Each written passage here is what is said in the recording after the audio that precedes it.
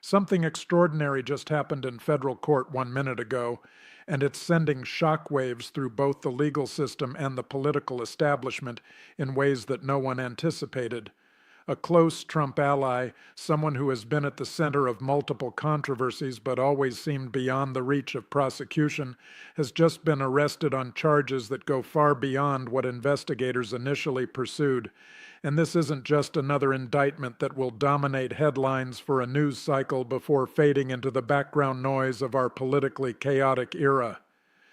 This is a development that threatens to unravel carefully constructed legal defenses, expose networks of coordination that were supposed to remain hidden, and potentially implicate figures far more prominent than the person who was just taken into custody. Stay until the end because what's unfolding here could fundamentally reshape multiple ongoing investigations, create new legal jeopardy for Trump himself, and test whether anyone in America's political elite can truly be held accountable when their actions cross legal lines. And if you want to understand the cascading implications of this arrest and why prosecutors are calling it a breakthrough moment, make sure to hit that like button and subscribe so you never miss analysis of the legal and political earthquakes that define our democracy. So imagine this scene. Early this morning, at a private residence in South Florida, federal agents executing an arrest warrant, reading Miranda rights, and escorting a figure who just days ago was appearing on conservative media, defending Trump and attacking prosecutors, and the charges being announced simultaneously in a federal courthouse don't match what legal observers were expecting. Because for months, speculation focused on potential financial crimes, campaign finance violations, or obstruction charges related to classified documents. But what prosecutors have actually charged is something different and potentially far more serious: conspiracy to obstruct justice, witness tampering, and making false statements to federal investigators. And the immediate reaction among Trump's legal team, among Republican lawmakers who have been defending this ally, and among the broader conservative media ecosystem that has been portraying these investigations as political persecution, is something between shock and panic, because this arrest doesn't fit the narrative they've been constructing. It's not a process crime that can be dismissed as prosecutorial overreach. It's allegations of active obstruction, of coordinated efforts to hide evidence and influence testimony, and of a pattern of deception that undermines every defense Trump's circle has been advancing. And that's where the crisis begins, because this ally isn't just another peripheral figure in Trump's orbit. This is someone with intimate knowledge of multiple investigations, someone who has been present at key meetings and conversations, someone who federal prosecutors have been trying to flip for months. And the fact that they're now being arrested rather than cooperating suggests that negotiations broke down, that prosecutors have evidence they believe is strong enough to convict, and that they're prepared to use this prosecution as leverage to extract cooperation that could reach much higher up the chain. Now, to understand why this arrest is triggering a crisis that no one saw coming, you need to understand the legal context and what these specific charges reveal about where investigations are heading. Because obstruction of justice isn't a standalone crime that exists in isolation. It's a charge that implies there's an underlying proceeding being obstructed, underlying evidence being concealed, and underlying testimony being influenced. And in this case, the obstruction charges relate to at least 3 different ongoing investigations: the classified documents probe, the January 6th investigation, and potentially the Georgia election interference case.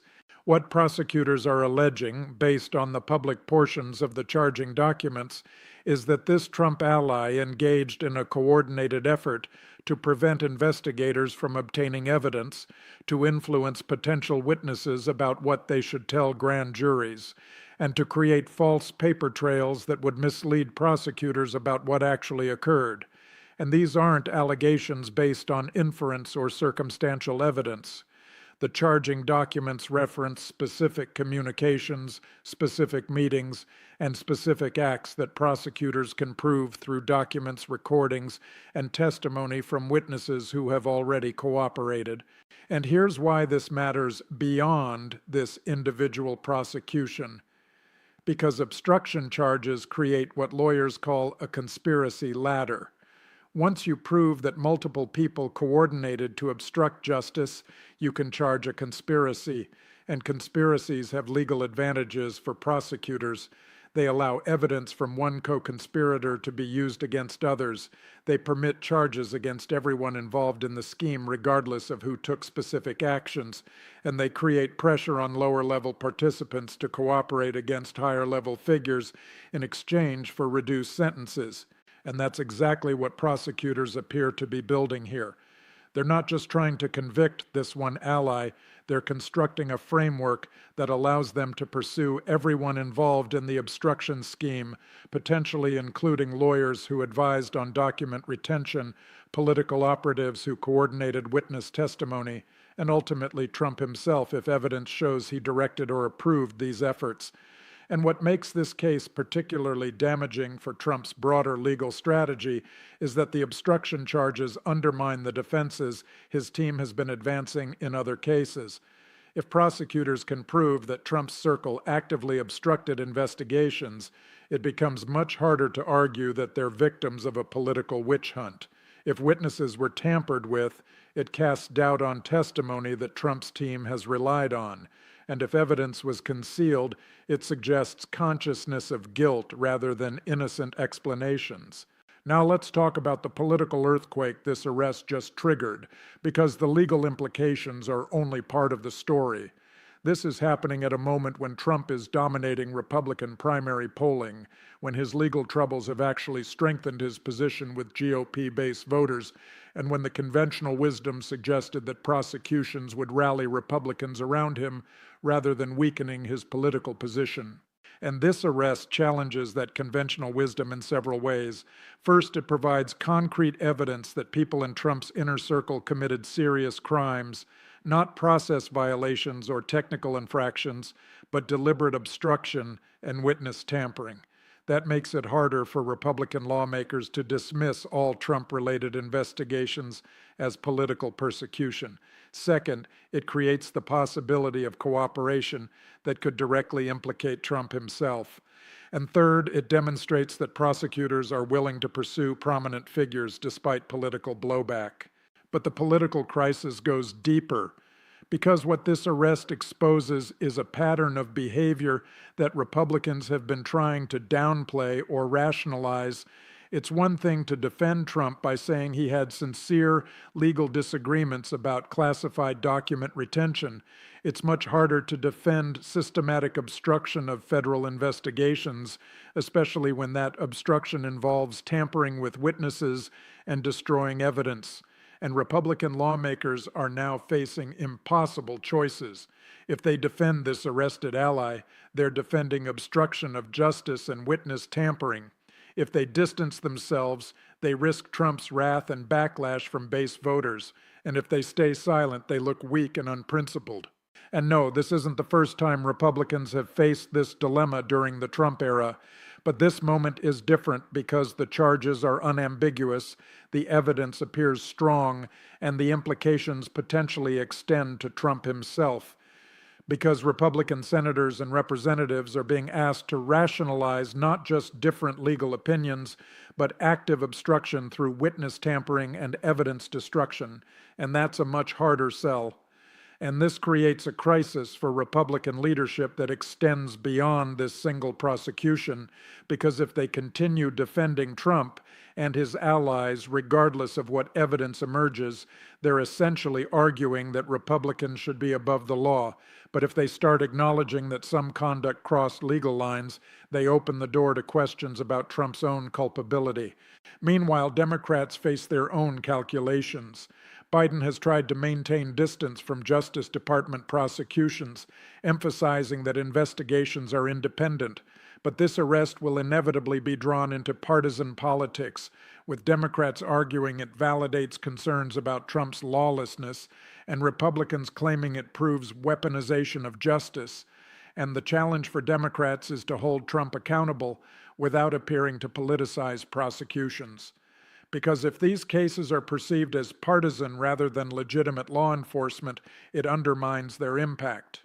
Convictions that look like political persecution don't damage Trump with his base and might even strengthen him. Now let's talk about what everyone in Trump's orbit is thinking about right now, but nobody wants to say publicly. The possibility that this arrested ally will flip, will cooperate with prosecutors, and will provide testimony that directly implicates Trump in obstruction of justice, because that's what this arrest is really designed to accomplish. Prosecutors aren't primarily interested in convicting this one individual. They want what this person knows about Trump's role in obstructing investigations, and the pressure to cooperate is enormous. Federal obstruction and witness tampering charges carry significant prison time. This ally is facing years in federal custody if convicted. They have family, financial obligations, and a future to consider. And prosecutors have undoubtedly made clear that cooperation could result in dramatically reduced charges, minimal or no prison time, and protection for family members who might otherwise face legal jeopardy. But cooperation also carries massive risks. Trump has a well-documented history of attacking anyone who testifies against him, of using his political platform to destroy the credibility of cooperating witnesses, and of signaling through public statements and pardon hints that loyalty will be rewarded and betrayal will be punished. Any Trump ally considering cooperation knows they'll be labeled a traitor, subjected to intense public attacks, potentially blacklisted from conservative politics, and marked as an enemy of the movement. And that creates a genuine dilemma: cooperate and face Trump's wrath, but potentially avoid prison. Stay loyal and hope for a pardon if Trump wins in 2024, but risk conviction and years in federal custody if he doesn't. And there's no clear right answer, because it depends on calculations about Trump's electoral prospects, about whether he would actually follow through on pardon promises, and about whether you can survive the costs of being labeled a turncoat. And prosecutors understand these dynamics. They've structured their case to maximize pressure while minimizing the costs of cooperation. They've probably assured this ally that cooperation would be kept confidential as long as possible, that testimony could be used to build cases without requiring public trial testimony, and that witness protection would be available if needed. But here's where it gets really interesting, because if this ally does cooperate, the implications cascade far beyond this individual case. Testimony about Trump's role in obstruction could be used in the classified documents case, in the January 6th investigation, and potentially in state-level prosecutions. It could expose coordination among Trump's legal team that violates attorney-client privilege if lawyers were advising on criminal conduct. And it could create a domino effect where other Trump allies conclude that cooperation is their best option. And that's the nightmare scenario that Trump's legal team is now confronting. Not one cooperating witness who can be attacked and discredited, but a cascade of cooperation where multiple insiders provide corroborating testimony about obstruction schemes, about Trump's direct involvement, and about systematic efforts to hide evidence. Because once that process starts, it becomes very difficult to stop. Now let's examine how this arrest fits into the broader network of investigations circling Trump, because understanding the connections is essential to grasping why this moment represents such a significant crisis. Because federal prosecutors aren't conducting isolated investigations. They're pursuing multiple related probes that share witnesses, overlap in subject matter, and potentially build toward a comprehensive case against Trump himself. The classified documents investigation is looking at whether Trump illegally retained national defense information and obstructed efforts to recover it. The January 6th investigation is examining Trump's role in efforts to overturn the 2020 election and whether he obstructed congressional proceedings. The Georgia case is focused on Trump's pressure on state officials to change election results, and there are parallel investigations into Trump organization finances and potential campaign finance violations. And this arrested ally has connections to at least 3 of these investigations. They were involved in efforts around classified documents at Mar-a-Lago. They participated in conversations about January 6th planning, and they have knowledge of coordination between Trump's legal team and political operatives, which means their potential testimony could impact multiple cases simultaneously. And that's what prosecutors are really after. Not just evidence in one case, but testimony that ties together separate investigations, that shows patterns of conduct rather than isolated incidents, and that demonstrates consciousness of guilt through systematic obstruction efforts. Because if prosecutors can prove that Trump and his allies obstructed the documents investigation, it suggests the underlying retention was knowing and willful. If they can prove obstruction of the January 6th investigation, it suggests Trump knew his conduct was problematic. And this is where the crisis becomes truly existential for Trump, because he's been managing these investigations by keeping them separate, by arguing that each case is based on flawed legal theories, and by preventing any single investigation from obtaining the complete picture. But if this ally cooperates and provides testimony that connects the dots, that strategy collapses. Suddenly, prosecutors in different jurisdictions can share information, can build corroborating cases, and can present juries with comprehensive evidence of patterns rather than isolated incidents. Suddenly, defenses that worked when investigations were siloed become untenable when the full scope is visible. And suddenly, the legal jeopardy multiplies because convictions in one case make convictions in other cases more likely. And no, this isn't prosecutors unfairly piling on. This is how complex criminal investigations work when defendants engage in related conduct across multiple jurisdictions. You build cases methodically, you follow evidence wherever it leads, and you use cooperation from insiders to construct comprehensive prosecutions. Now let's talk about the constitutional crisis that's lurking beneath the surface of this legal drama. Because what happens if prosecutors build overwhelming cases against Trump, but he wins the 2024 election before trials conclude? This isn't hypothetical anymore. It's a plausible outcome that would create unprecedented tensions between the criminal justice system and democratic governance, because the Constitution doesn't clearly address whether a sitting president can be criminally prosecuted. Justice Department policy says you can't indict a sitting president based on concerns about interference with executive functions, but that's department policy, not constitutional law, and it's never been tested with a president who was under indictment before taking office. So what happens? Do federal prosecutors drop cases because Trump won an election? That would suggest political success places you above the law. Do they continue prosecutions despite Trump being president? That creates constitutional conflicts. Do they pause cases until after Trump's term? That could mean justice delayed by 4 or 8 years. And there are no good answers. Every option creates serious problems for either democratic accountability or constitutional governance. And the arrest that happened this morning makes these scenarios more urgent, because if this ally cooperates, if prosecutions against Trump accelerate, and if indictments come while he's campaigning, we could face the unprecedented situation of voters knowingly electing someone under multiple criminal indictments. And no, you can't resolve this by saying voters shouldn't elect someone facing serious charges. In a democracy, voters get to make those decisions.